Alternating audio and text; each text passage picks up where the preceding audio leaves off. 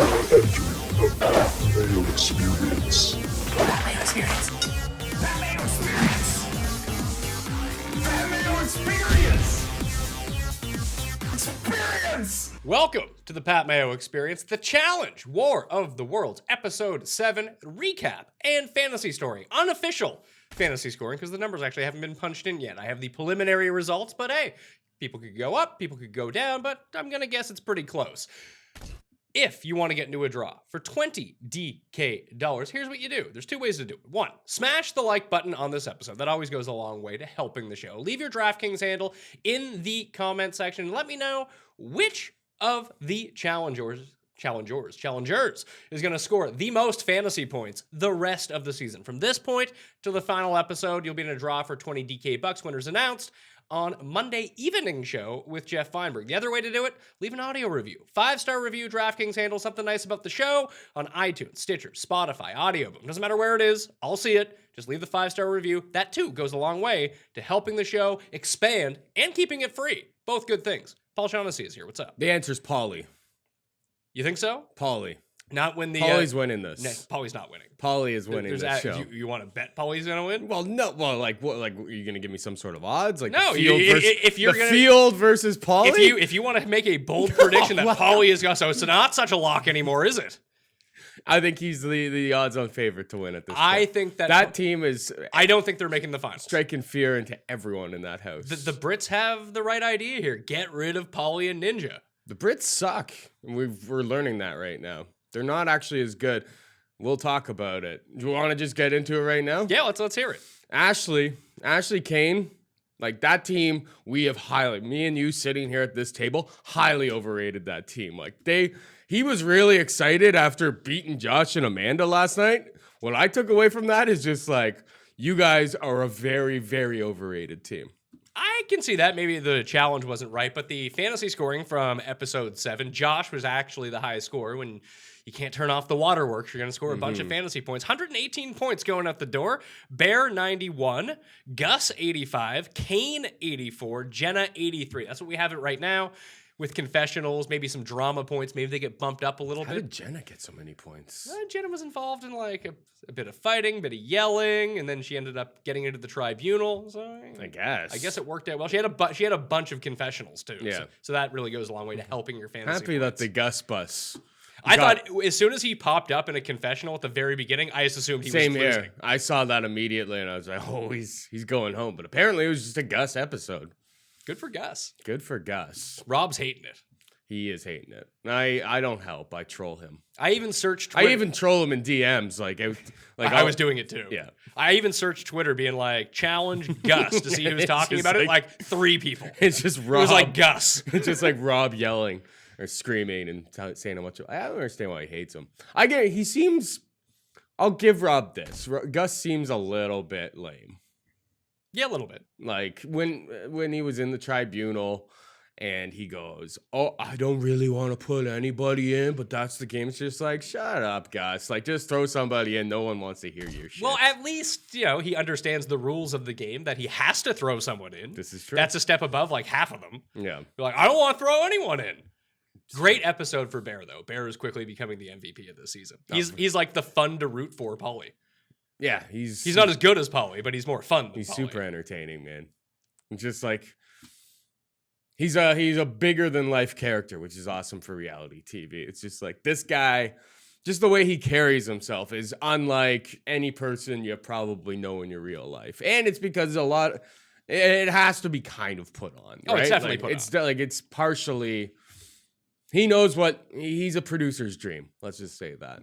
Because you tell Bear to like go a certain angle with it, he will go in that direction. It seems like that's going to be the case. He seems to, I guess they paid a lot of money, as you were telling me at the beginning of the season, to have this British Big Brother superstar come onto it. And it's like, he seems like he's worth, the payment. He's worth what they had to pay for him. Yeah, well, he's been entertaining me all season long. And I was actually happy to see him get into the tribunal, although he was safe anyway. It didn't seem like the mission this week was the most skilled mission going. It was really bad, actually. It was not good for viewing. It looked really hard. Yeah, and actually I saw on Amanda's feed on Twitter last night, she was saying like, oh, like the screen that they're showing you there of like the visual of what you see. She's like, it wasn't like that at all. Like you couldn't see shit when you had like the virtual reality view on. Well, I mean, it didn't seem to hamper most of the competitors. Yeah.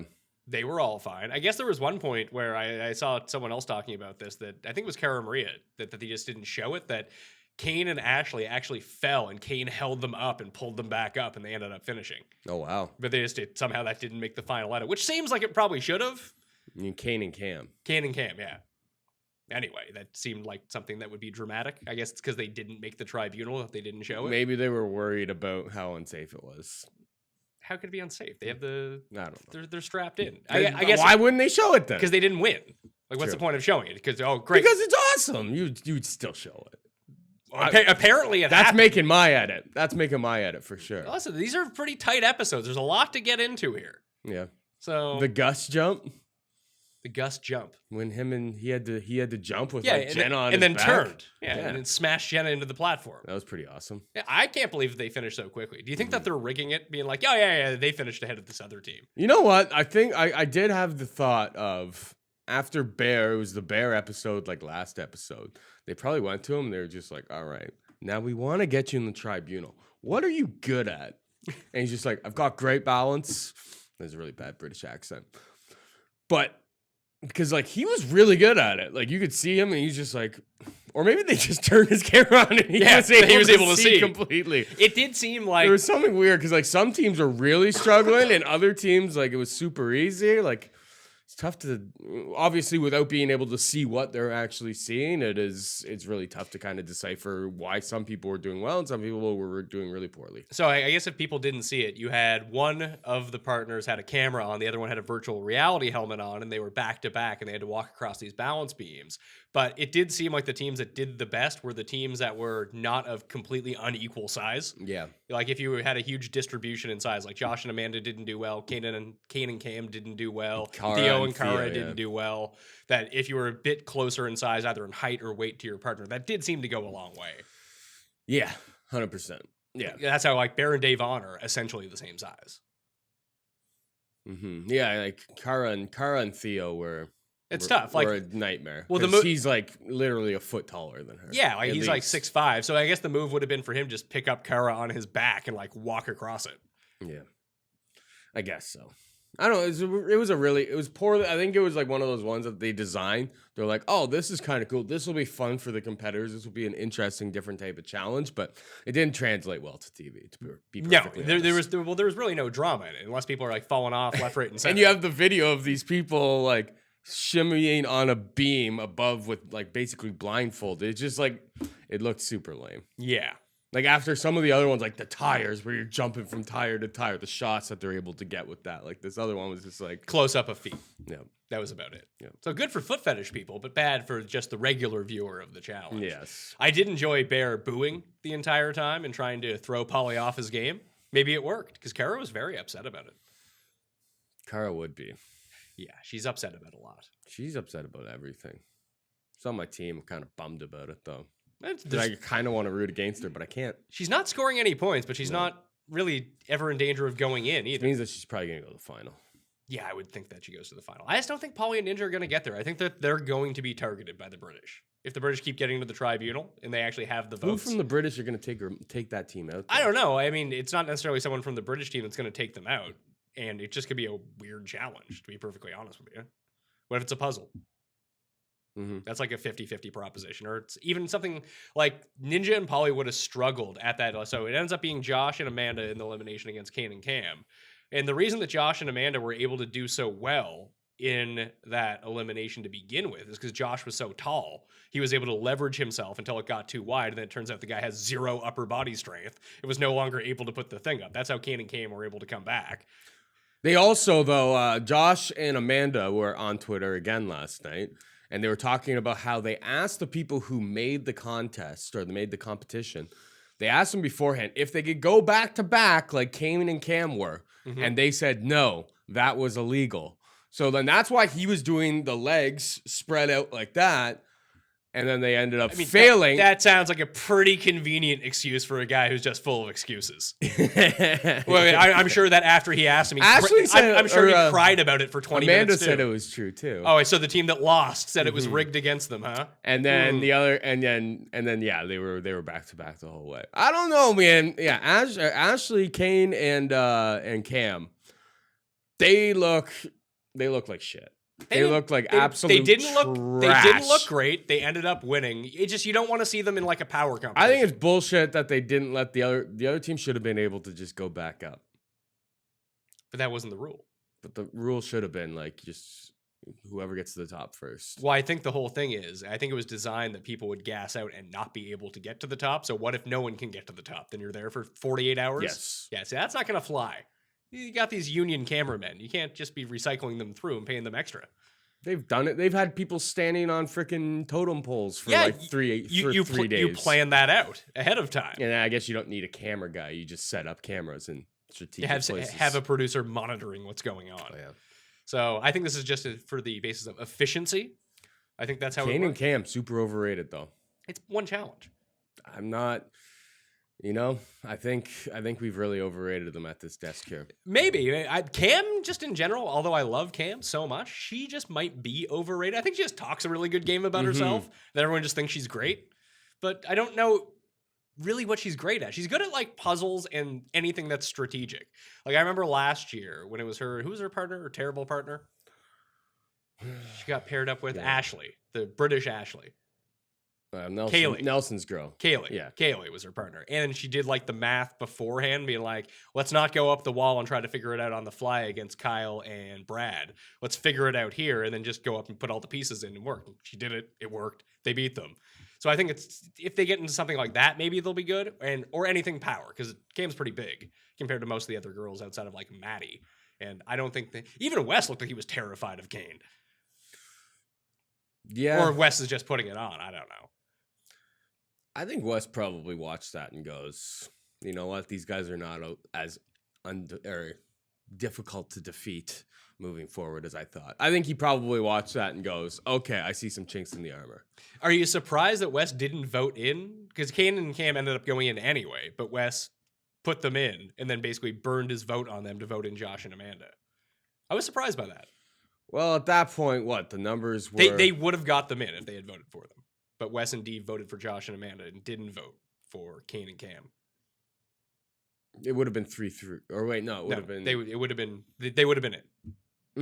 Yeah, it is interesting that he did that. And he even mentioned during the tribunal that it was going to be a burn vote. I guess he was scared. What happened in the little tribunal He's meeting? staring him down, looking like a maniac. Yeah, Kane became kind of a villain all of a sudden in that episode. Oh, Like from a guy who was like really, really quiet. And we were sitting here at this desk going like, Gentle giant. This guy seems like he's, really well composed and stuff. All of a sudden you're like, actually, this guy's kind of crazy.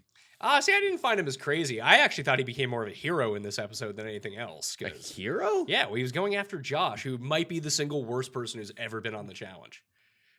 My wife started feeling really bad for Josh halfway through this episode because he's such a fucking loser. He is such a goober. And like the way that they lost there is like the most Josh thing. Yeah. Like they were actually like, you're just like, oh my God, the underdog. He's going to come through. He's going to somehow take out this power team. And just like all of a sudden, just it all comes crashing down. And yeah, it was uncomfortable watching him like hit on Amanda. And her Amanda having none of it. No interest whatsoever, but he just like kept trying. Yeah, it's sad. Then he gets into it with Kane later on, and then he like starts to cry again. Like, why is this guy crying so often? And then Kane started touching his stuff, and he like had a meltdown. It was pretty good. I enjoyed that. They may bring Josh back though. Oh God, really? Yeah.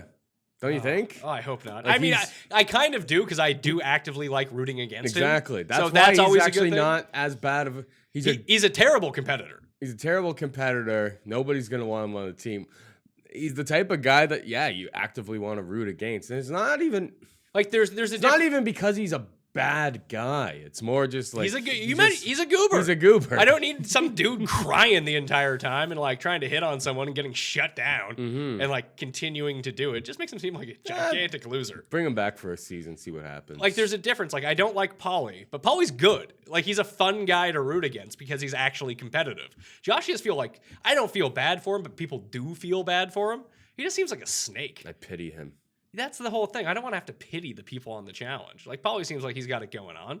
Yeah. He's winning challenges. He's dumping Cara Marie and getting back together with her in real life. He's got like 8 women on the go at the same time. He's doing fine. He's becoming a legitimate reality TV star. Yes, Josh won his Big Brother, so he has his what? Do you win $1 million for Big Brother? I have no idea. Well, he's got that money. He was on. I saw an interview with him on Big Brother Canada the other day too. Okay. He was talking about his and Amanda's relationship. They were talking about the challenge on Big Brother Canada? Yeah. Really? There's a lot of crossover going on here now. I Like get- they all seem to be on the same page. I think if we're drafting for next season, trying to get people from other spots, Big Brother's just not doing it for me. Paulie's been good. Bear's been great. The American Big Brother. Like all the Brits have been fantastic. Davon's from Big Brother, I believe. Davon's okay. Oh, yeah, exactly. She's very replaceable. But like, it's better than Are You the One? It is better than Are You the One? I'll give you Like, that. think about Dario's doofus brother. I like Nelson. I like Nelson. I like too. Tori, although she hasn't been back in a while. Cam, Which one's Tori? the one who's dating Jordan. Oh yeah. She's great. Yeah. I'm indifferent on her. Really? Yeah. I feel like people really like Tori. I really like Tori. Eh. Good competitor, pretty funny, real whacked out. Yeah, I'm not a big That's fan. what I'm looking for. And Cam. I is from actually Are You the One? enjoy the other one, Brad's old girl. Brad's old girl, Tori, No. his ex-wife. Brianna Tori? or whatever. Oh, Brittany. Brittany. Yeah, I can give or take Brittany. Yeah, she's crazy. She does seem kind of crazy. I like the crazy ones. Anyway, this was a pretty down episode, to tell you the truth. Really was. Not much really happened. I was worried that I was going to lose my first two or my first one Have I in lost? Cam. I haven't lost anyone yet, but No. my team's not good, so that's bad. I need like D to become the Are you- highest scoring person. This is what we're almost burying the league. Are you worried about Wes now? No, not at all. The whole house is basically against Wes. Yeah, but I bet you it turns out the whole house is actually with Wes. That's how they're framing this. You think so? Well, you have this British alliance, and even Nani was talking about it. Although now she's hooking up with Hunter, which is, she's getting some hookup points. It's finally nice. Did she actually get hookup She points? was making out with him, so that's like points off the hop. Sure. No one's really slept together so far this season. Like I can't believe maybe they signed some sort of waiver or something. Like a telling you. lot of my squad had to do with coitus points. Like this is how I draft. Well, every single year, and there hasn't been any. They focus more on competition this year. Yeah, Like they're not showing a ton in the house. They're not showing a bunch going out. Bullshit. I'm sure it's happening, exactly. but they don't have the ability to show it because they have to show the mission. And they're not. I will give them credit that they're not doing cliffhangers this year because that started to piss me off. Yeah, they were. So if you're not having cliffhangers, you have to fit everything into the 42 minutes. You can have the odd cliffhanger, but some of these were getting. It's like episode 2, and it's just like, who's gonna go home? Like halfway through the challenge, it's just like just freaking finish it off. Like it's like Dario's team versus like. And it actually would have made sense to do it this season because you had CT go out, you had Bananas go out, you had Zach go out, Leroy go out. The people we actually know went out early. So it would have actually made sense to have a cliffhanger with those people. They didn't do it. I'm glad they're not though. If you're in the situation Josh and Amanda were in, and you have to call out one of the teams, there's no and I guess Bear and Davon are still like the worst team that are left, but you couldn't pick them. Yeah, the relic. Who do you pick? Yeah.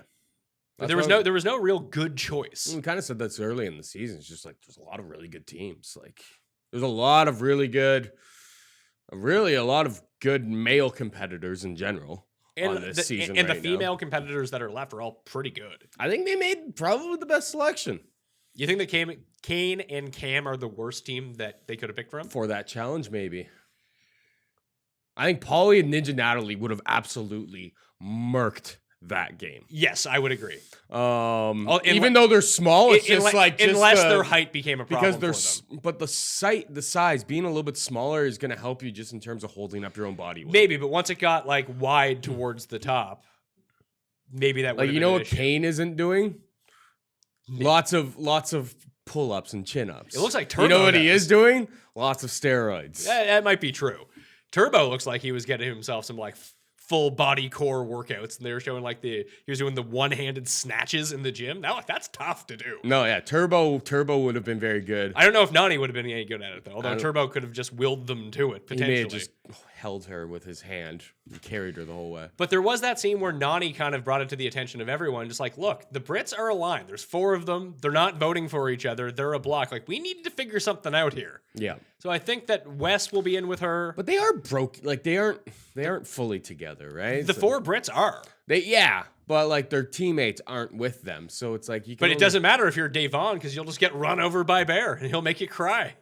It's true. I did. Davon is a game, and then obviously Hunter is not on board with anything that Georgia does. So like, Hunter looks like he's gonna lose it next episode because Wes is like talking him off the cliff. Who was it that it looked like he's getting into? I couldn't tell. I couldn't either. Probably Bear. I think it is Bear. Because Bear, it's going to emerge that Bear's got a girlfriend back at home. I did like that. How does Bear have a girlfriend back home? He probably has like 8 girlfriends back home. He definitely has like 8 girlfriends back home. One just happened to call the show and somebody answered the phone, or they figured out that he was. Or they just had it he like gave them the names. Or the and producer numbers. was just like, hey Wes.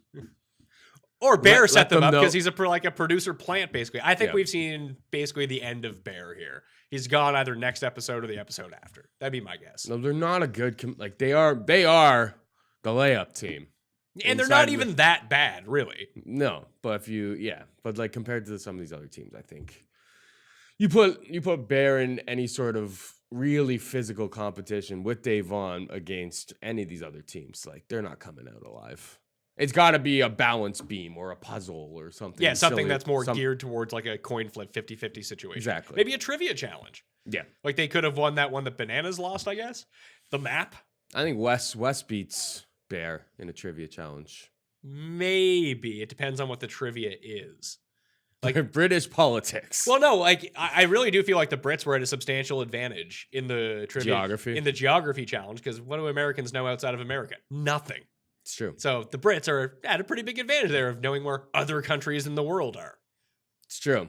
Americans, our neighbors, know absolutely. Like in our curriculum, we do states, we do states capitals, We do world. I'd be pretty rusty on a bunch of it now, but I guarantee I could get like at least 80, probably 85% if you just put a test in front of me right now. Well, also, whereas they wouldn't even be able to tell you like what the capital of Quebec is, or the capital of capital of Manitoba. They wouldn't even know Manitoba exists, half of them. Well, you don't need to know that stuff. It's about like knowing where the countries are in the world. Like, why would anyone ever need to know? Most Canadians don't know what the capital of Manitoba is. It's Winnipeg. Yeah, but I mean, I guess you name the one city you know in Manitoba. I'm not talking about that. I'm talking about like, hey, where is Italy on a map? It's that sort of stuff. It's the boot. It is the boot. But like, what's the difference? If we put Spain and France right next to each other on a map, can you tell which one is which? Which order do they go in? Probably not. I could, but that's the thing. Also not American. mm-hmm. Also, the big thing too is between Europeans, you're also closer to a lot of these countries, and even Canadians versus Americans. World travel, like Canadians and Europeans like to travel around the world. Americans hate leaving the U.S. Yeah. I mean, that's the general statement. Obviously, that's not everybody, but by and large, Americans stay in America. Yeah, generally. I guess so. So that's why you don't know where all these countries are. It was like when Zach was convinced Portugal was the UK. The Americans in general just have so much going on in their own country. They have Well, that's the whole thing. Why would you want to leave? In Canada, we got our independence, 150 years ago? Well, technically, we don't have independence. Yeah, well, I guess we have a figurehead of the Queen in the form of the Governor General. Still the head of state, the Queen. Sure, but like, come on, like that. We do have our independence, but it's like for 150 years, like, and we just don't have very much history. So we have to learn other people's history. Exactly. Because it's just like you would run out of things to talk about with Canadian history, whereas American history, there's just so much more going on there. Well, also they have twice the amount of years of independence. Well, also growing up too, like Canada's not mad at the British, like the U.S. are mad at the British. Yeah. So there's no like Revolutionary War. Like, let's not learn anything about the British because they're the bad guys. Yeah, our Canadian history is just basically like, eventually the British are gonna, we're such a big country here, eventually they're just gonna get sick of having to take care of us and they're gonna let us go. And sure enough, they did. And it worked. Yeah. So that's, I guess, the diatribe about how interesting this episode was. Yeah. Nah, it wasn't a great episode. Who do you think? Do you think Paulie scores the most points the rest of the season? It's free square. I don't know if that's going to end up being the case. He didn't do anything this episode. No, but they gotta start getting the coitus points, right? They got to get him out. They know they got to get him out. Yeah, but who's gonna get him out? Someone. You just have to throw. It's like the bananas things all those years. Like, yeah, of course Johnny's going to be in the final. No one ever threw him in. If you never throw them in to give them a shot to get taken out, they're probably going to win. So you at least have to get them in there. Maybe they'll lose. Nobody wants to put him in there, though. Nobody wants Paulie as an enemy right now. Bear didn't seem to care. Yeah, Bear's freaking useless. Well, maybe he's the perfect Bear guy to only throw did them it in. because he knew that he was safe at least that one time. That was the one time. I think Paulie's... It'd be interesting to see if Paulie... Because Paulie's been putting in Kyle all of this time. Every single time he gets the opportunity. Is he going to flip over to Bear? You didn't see any, really, of Kyle and Maddie throughout the episode. Well, that's really interesting. Like, is he a part? He's not, like, in with, like, the British alliance. But he seems to be friends with them. Like, is he a part of that, or is he, like, in with Wes? Because if he's in with Wes, I think there's just a whole bunch of people in the house that aren't talking that are aligned with Wes. It feels that way. And if that's the case, Wes is going to go a very long way. Could be. Because he'll use Hunter as a patsy. Hunter always has his patsy. Or Wes does. Yeah. And, yeah, he's just like, you're losing the game because the game is up here. That was, like, the line from... Yeah, I'm more looking forward to the next episode because it looks like people freak out. This one was, it was a dud. It was a dud. Frankly, it was the worst episode of the season. Yeah, we got Josh crying. That was about it. And him, did he mispronounce sex appeal? He called it sex appear? Or maybe that was a stupid lisp coming into it?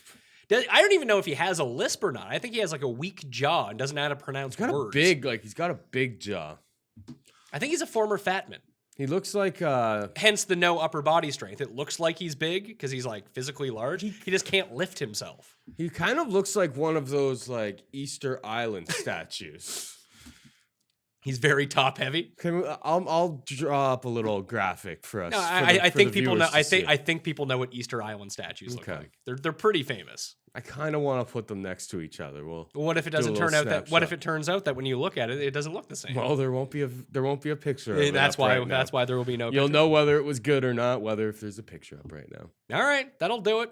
Pat Mayo Experience. Check out what's Rob's Twitter at Rob. Rob MCI 16.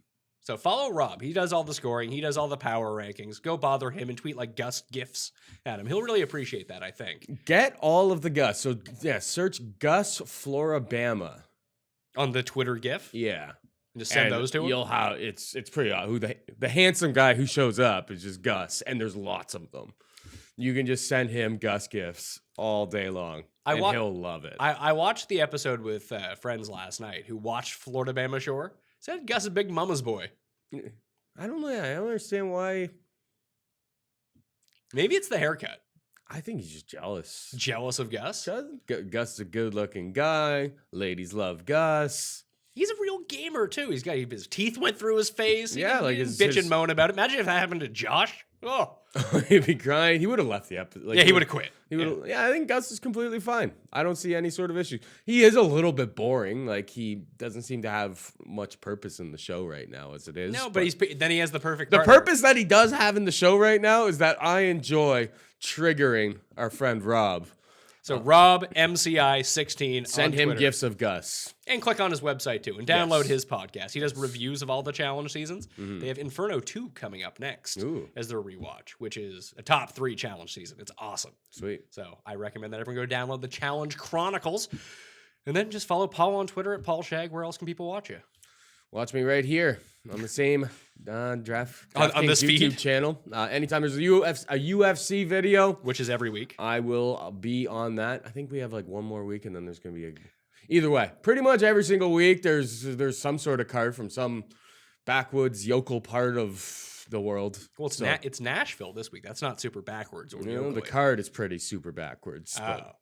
But seems like a good venue. Yeah, the summer's heating up. UFC in the summer, like once you get into May, things usually start to really come together. You got a lot better shows. I don't know if it works like this, but like, how do UFC fighters get paid? Like, where do they pay taxes at? Whatever state that they're part of. So this is a good one for people on this Nashville card. No state tax in Tennessee.